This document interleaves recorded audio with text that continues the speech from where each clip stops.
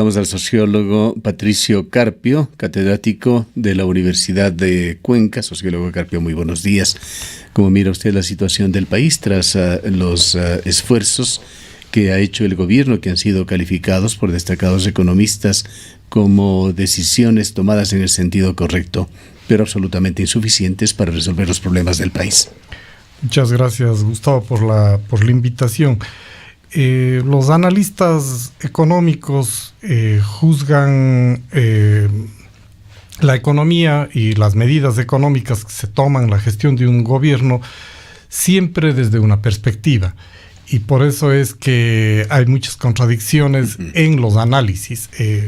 Los economistas ortodoxos de tendencia neoliberal, los que pregonan el libre mercado y la reducción del Estado, efectivamente ahora están señalando que el gobierno está tomando medidas adecuadas y, como usted bien lo señala, aún insuficientes. Sin embargo, hay otra corriente importante de economistas de tendencia más heterodoxa que señalan que el gobierno está enrumbándose en una línea neoliberal. Y he leído a uno de los economistas relevantes que hay en el país de esta línea, que es Pablo Dávalos, por ejemplo. Él sostiene... Pablo Dávalos estaba muy enojado con las medidas del gobierno. Sí. Él sostiene que la crisis económica es ficticia y que más bien ahí hay una fuerte resonancia de la prensa y de los sectores neoliberales que hacen opinión para crear una alarma y que se retomen medidas que ya pues estuvieron vigentes en los años 90, a principios del año 2000, y que en realidad tampoco fueron solución a los problemas del país, como el tema justo que usted señalaba hace un momento, el tema de los subsidios, sobre todo el tema a los combustibles, privatizaciones, reducción del Estado, etcétera, ¿no? Ahora, con el ingrediente que le da su profesión, la sociología, el análisis social, ¿qué piensa usted? Creo que el tema, para empezar con el tema del Estado, el tema del Estado no es de cantidad, sino de calidad. Entonces creo que el Estado efectivamente debe ser mucho más eficiente y debe tener una línea política, un plan estratégico claro de reactivación económica, en el que el pueblo no sea el principal sacrificado de la debacle económica. Lamentablemente ya es reiterativo y ya cae como muy repetitivo el mal manejo económico que desarrolló el gobierno anterior y que ha heredado este gobierno. Sin embargo, muchas de esas políticas siguen estando vigentes. Por ejemplo, el tema del endeudamiento.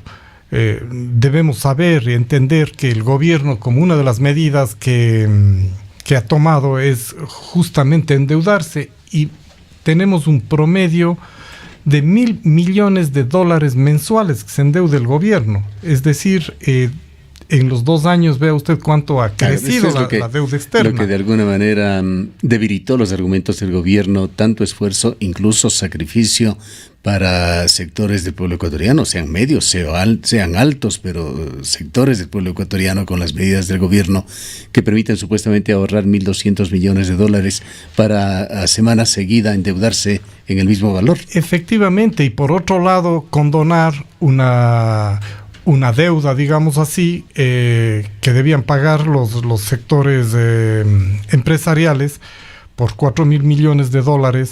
Y ahí hay que hacer una observación. Si usted como ciudadano, como comprador, adquiere un auto y paga, digamos, $20,000 por un auto nuevo, paga IVA, el 12%. Ese IVA está pagado. Si el empresario que le vendió el auto no paga, no transfiere ese dinero al Estado, ¿qué es lo que está haciendo? Bueno, eso es robo. El IVA no es dinero del empresario, es no, del gobierno. Es del gobierno y por tanto le está robando a usted y al Estado. Y que el Estado le condone esa supuesta deuda. Pero ¿qué componente de condonación hay del IVA? Es el componente de la parte que no ha pagado los empresarios. Sí, me refiero dentro de estos 4.000 millones de dólares que supuestamente se condonó. ¿Cuánto es por IVA no pagado? Bueno, la cifra total dicen que es como 4.000 millones de dólares. Sí, pero este es el global. El global. Total. Ahora, no tendría el dato exacto que usted dice, pero eso estaría contradiciendo, estaría debilitando efectivamente ese tipo de medidas económicas. Más allá de esto, realmente las cifras, y estas sí son cifras oficiales, sociólogo Carpio, dan cuenta de que no es un buen negocio para el gobierno. Son 4.000 millones de condonaciones por multas, intereses, tasas, etcétera, y la aspiración era recolectar 600 millones, que sería capital, es decir, lo que no se puede perdonar. Ajá. Pero de allí hasta donde hemos seguido en estos primeros días, las cifras no han llegado a más de 20 o 30, fue 20 y pico de millones de dólares lo que se reportó por parte del SRI por este tema. Claro, es un problema de ineficiencia y es un problema también de cultura tributaria de los sectores empresariales, no de todos obviamente, pero de un buen sector empresarial que está a la espera de este tipo de subsidios, porque es una forma de subsidio que se hace al empresariado. ¿Coincide usted con Pablo Dávalos, que llegó a decirnos ha retornado el neoliberalismo en una entrevista? Yo creo que sí, tengo algunos de algunos otros economistas, algunos indicadores que señalan este retorno al neoliberalismo. Por ejemplo, Alberto Acosta señala que como ejemplos o indicadores de este modelo, primero el gabinete está conformado por representantes de muchos grupos empresariales y la economía, el Ministerio de Economía está en manos del Comité Empresarial Ecuatoriano, de las cámaras, ¿no? Esto que acabamos de hablar, la concesión de beneficios multimillonarios a los deudores del IVA, empresarios, este concepto de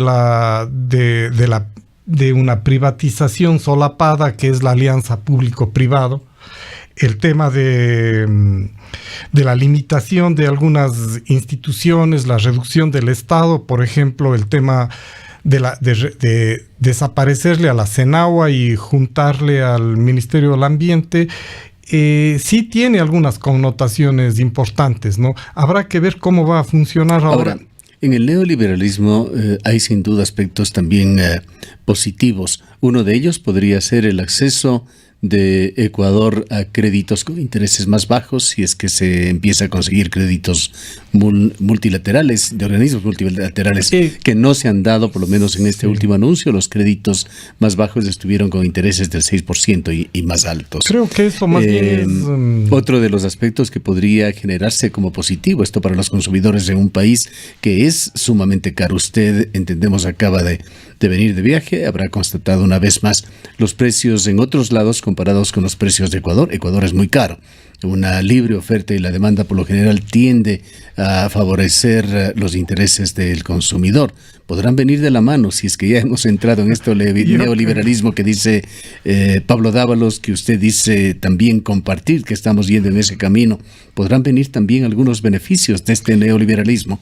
Bueno, el neoliberalismo, digamos, el tema de adquirir deuda en términos más beneficiosos para el país no es un tema neoliberal, es una capacidad de negociación del Estado, ¿no es cierto? A países que se someten a los organismos multilaterales que por lo general tienen normas neoliberales, tienen una apertura también a los créditos que se facilitan a través de estos organismos. Esto ha sido un comportamiento histórico. Yo sí creo que eso es un tema de soberanía nacional y creo efectivamente que el gobierno debe negociar créditos en mejores condiciones que los que el gobierno anterior Pero no con Goldman Sachs.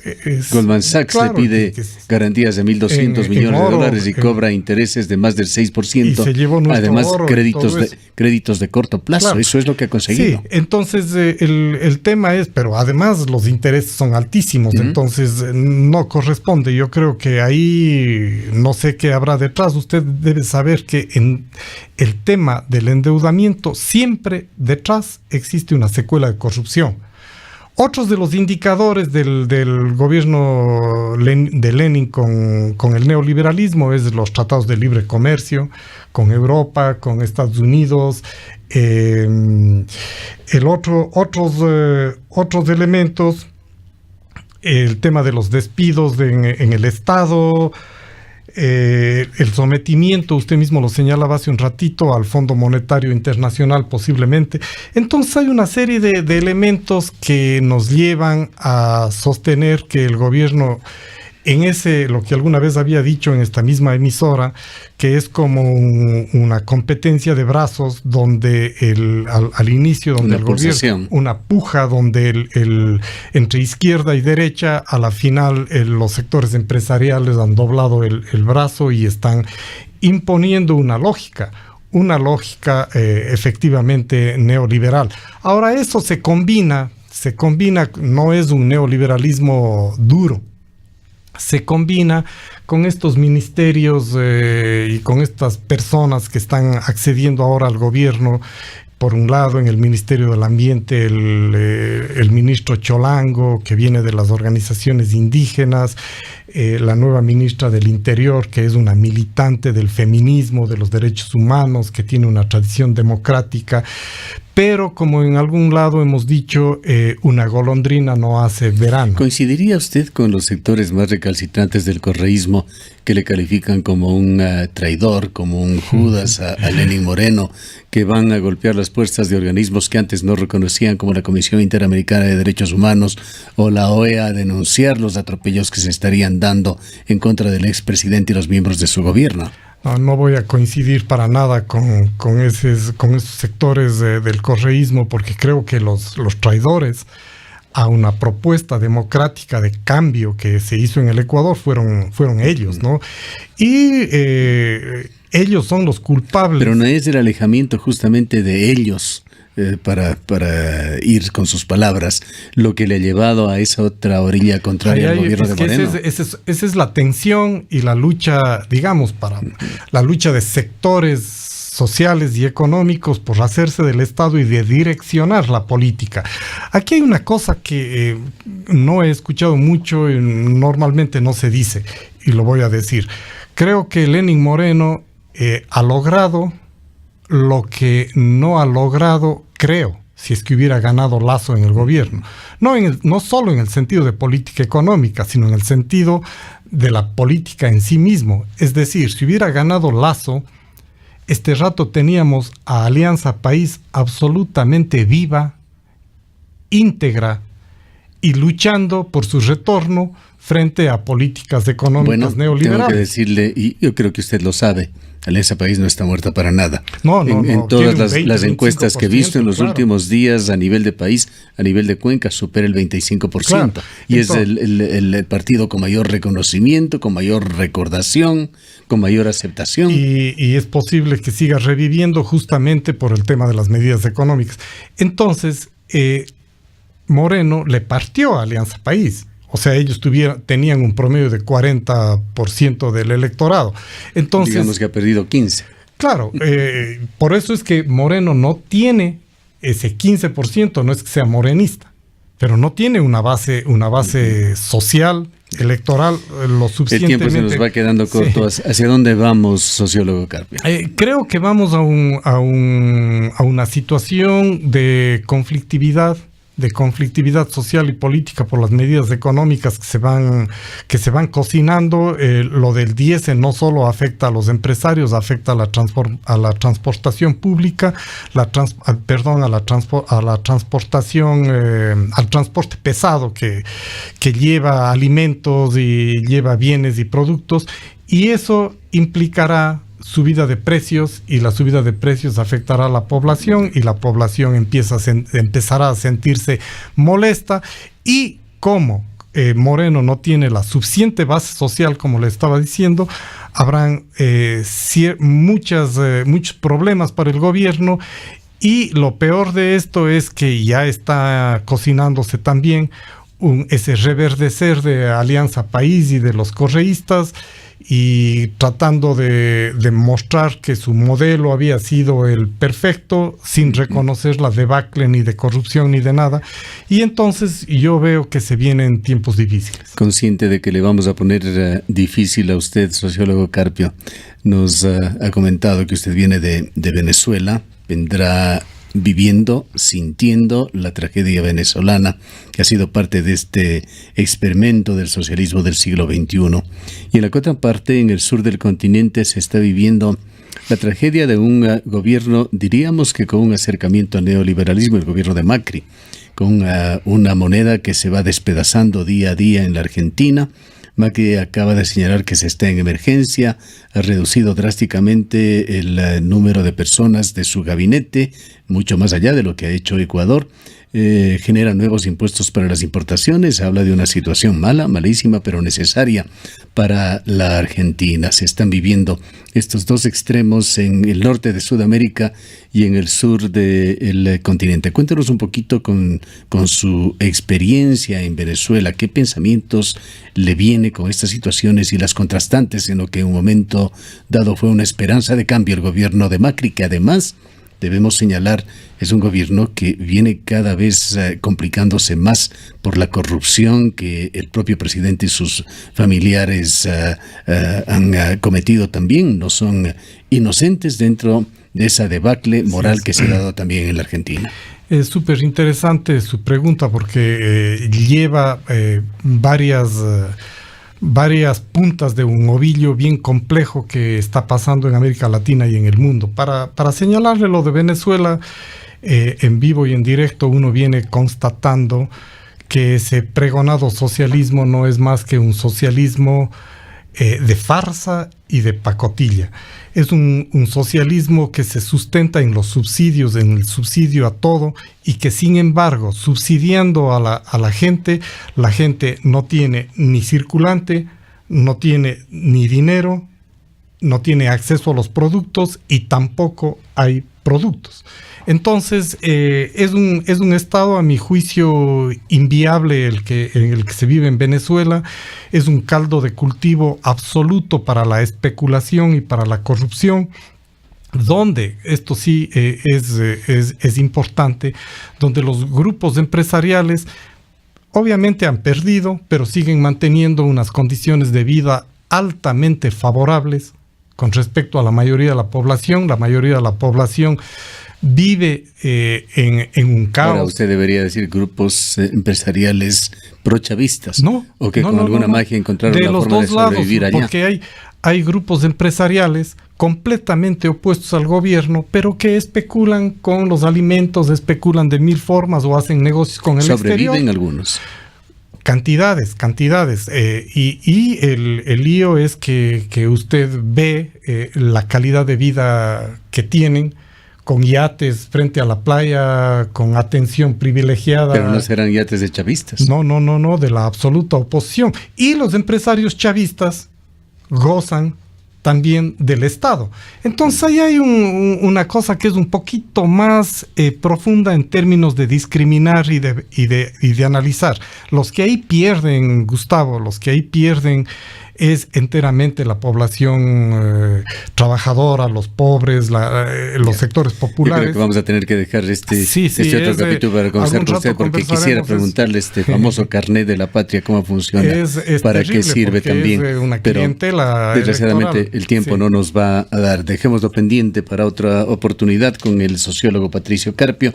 Quizá 2 palabras sobre Argentina, porque para no dejar en el vacío esa pregunta. Gustavo, yo creo que más que analizar Argentina y más que analizar Venezuela, lo que debemos aprender de estas 2 experiencias es que estoy completamente de acuerdo en limpiar el correísmo del Ecuador, pero no debemos sustituir con neoliberalismo, porque el correísmo es una suerte de chavismo y el neoliberalismo es lo que ya vivimos y no nos ha solucionado. Entonces debemos buscar soluciones más inteligentes, que no caigamos en ninguno de los 2 extremos. Bien, queremos agradecerle por su presencia. Han escuchado al sociólogo Patricio Carpio, analista político, profesor de la Universidad de Cuenca.